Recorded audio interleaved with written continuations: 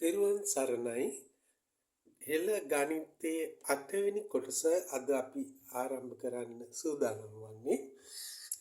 ඉතින් අපිට පේනවා අපේ ගණිතයේ 4 කියන සංඛ්‍යාව. 4 කියන සංඛ්‍යාව අපි නිරූපණය කරන්නේ ලියන්නේ මෙන්න මේ ආකාරයට. මේකෙන් ප්‍රකාශ කරන්නේ 4 කියන සංඛ්‍යාව. මෙතන මේ විදිහටම අපිට ශිලාලේඛ වල දකින්න පුළුවන් මෙන්න මේ විදිහේ සංකේතයක්. ඒක ගයන්න. මේ 4 මේක ගයන්න. එතකොට දැන් මේ දෙක 4 මේක ගයන්න කියලා කිව්වහම දැන් අපි මේක සාක්ෂාත් කරන්නේ කොහොමද කියලා බලන්න. දැන් මෙයාට පුළුවන් මෙයාට තියෙනවා මේ පිළිදාන්න ගයන්න. දැන් මෙහෙම දැම්මොත් ගේ කියන අකුර මේක මෙහෙම දික් කළා මෙහෙම දැම්මොත් ගෝ කියන අකුර. එතකොට ගෝ මෙහෙම තියෙන්නේ ගොයන්නේ. ඒතර මෙයාට ශිලාලේඛ වෙල කිසි තැනක මේ පිල්ලක් දාලා නැහැ. ඉස්පිලි පාපිලි ඇලපිලි දාන්නේ නැහැ 4ට. දැන් 4 මේකේ වෙනස මොකද්ද බලන්නකෝ. 4 පාද දෙකම සමානයි. 4 කියන පිටේ මේ කාක පාදේ පාද දෙකම එකිනෙක සමානයි. ඒකම මේ දෙන්න අතර තියෙන කෝණය සුළු කෝණය. ගයන්නේ එක පාදයක් කොටයි එක පාදයක් දිගයි. ඒ දෙන්න අතර කෝණය සුළු කෝණයක් නෙවෙයි. එතකොට මේ විදිහේ තීක්ෂණව බලන්න ඕනේ. අපේ අකුරුත් එක්ක අපේ හැඩතල. එතකොට මේ 4 ඒ වගේම 16 අපි ලිව්වේ ඍජු කෝණාශ්‍රයක් විදිහට. මේ තියෙන ඍජු කෝණාශ්‍රය 16. මේක 16. එතකොට එල අක්ෂර වල බයන්න තියෙන්නේ මේ විදිහට. සමචතුරාශ්‍රය. බලන්න මේ දෙකම එක විදිහට තියෙන්නේ. වෙනස්නේ. ඍජු කෝණාශ්‍රය 16 බයන්න සමචතුරාශ්‍රය කියන්නේ පාද 4 එකිනෙක සමාන. එතකොට මේකට බයන්න කියන්න බෑ ඒක 16. 16 බයන්නතර වෙනස. 16ට ඇලපිලි ඉස්පිලි පාපිලි මොනවත් පිලි දාලා නැහැ කොහෙවත් මේ වෙනදී. කියන්නේ මේක ඍජු කෝණාශ්‍රයක් ඇඳලා තියෙනවා නම් ශිලාලේඛයක කොහේ හරි එයාගේ ඉස්පිලි පාපිලි දාලා නැහැ. එම් දාන්න බෑ දාලා නැහැ. එතකොට අපි ඒක 16යි. මේ තියෙන්නේ බයන්න. බයන්නට ඉස්පිලි පාපිලි දාලා තියෙනවා. බයන්න ලියලා තියෙනවා, බොයන්න ලියලා තියෙනවා, බුයන්න ලියලා තියෙනවා නේ. ඒක ඉස්පිලි පාපිලි. එතකොට අපිට දැන් එතකොට මේම තිබ්බාම බේ බෝ එහෙම යටට ඇඳාම බු. එතකොට අපි වෙනම පාඩමක ඉගෙන ගමු හෙළ අක්ෂර පිළිබඳ. එතකොට ඒ අක්ෂරයයි ඉලක්කමයි අතර හැඩතලයක් තියෙනවා. මේක පොඩ්ඩක් අවබෝධයෙන්ම ඉගෙන ගන්න ඕනේ. එතකොට පුළුවන් අපිට තේරුම් ගන්න. ඒ 16යි. හොඳයි අද අපි ඉගෙන ගමු තාම සරලව දැන් අපි එකතු කිරීම අඩු කිරීම ඔක්කොම ඉගෙන ගත්තා. ඉතින් අපිට ඉගෙන ගන්න වෙන අවස්ථා තියෙනවා මෙහෙම. එකට දැන් මේ එකතු කිරීම 1. මේ කියලා කියන්නේ 2යි. මම මෙහෙම ලියන්නම් පහලට නේ. මේ 2යි. 1 එකතු කරාම 2. දෙකට එකතු කරොත් 2ක්. එතනදී උත්තරේ 4යි. නේ. මෙන්න මේ ටික අපි දැනගෙන ඉන්න ඕනේ පුතා. හරිම සරලයි. දැන් බලන්න 1යි 2යි 2යි 4යි 4යි 4යි එකතු කරාම 8යි.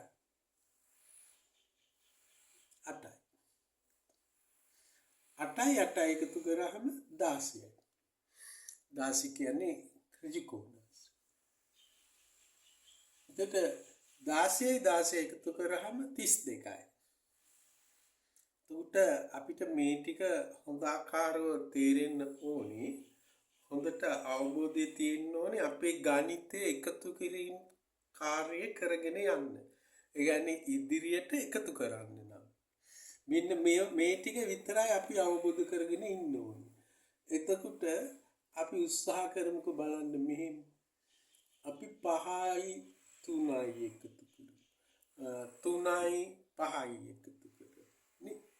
ඉදිරියට මෙන්න 3 එකතු කරන්න ඕනේ 5. මෙන්න 5. බලන්න මේ දෙන්න එකතු කරාම මොන තරම් ලේසිද අර පාඩම අපි දැනගෙන ඉන්න ඕනේ 2යි 2යි 4යි 4යි මෙන්න 1යි 1යි 2යි මේ දෙක එකතු කරාම 2යි 2යි 2යි 4යි 4යි 4යි 8යි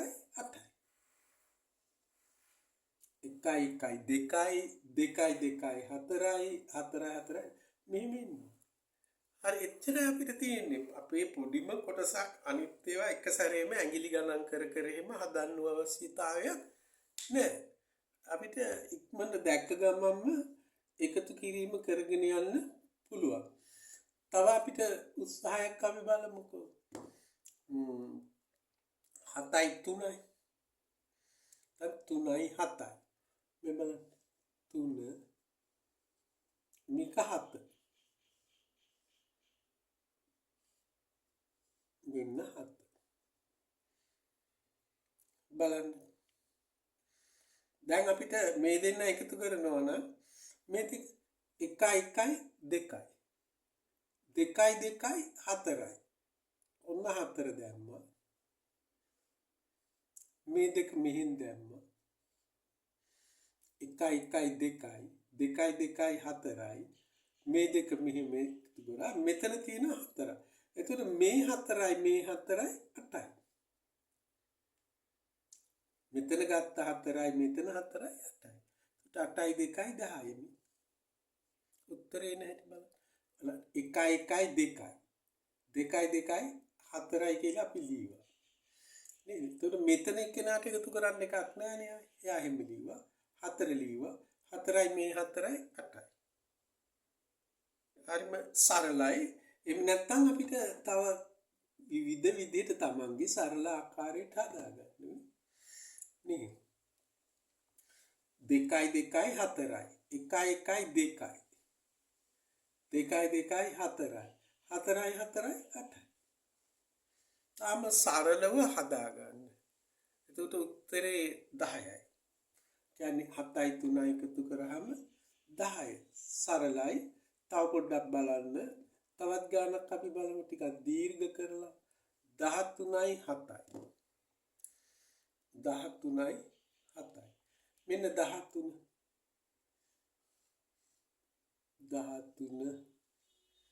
මේකනේ 13 මෙන්න 7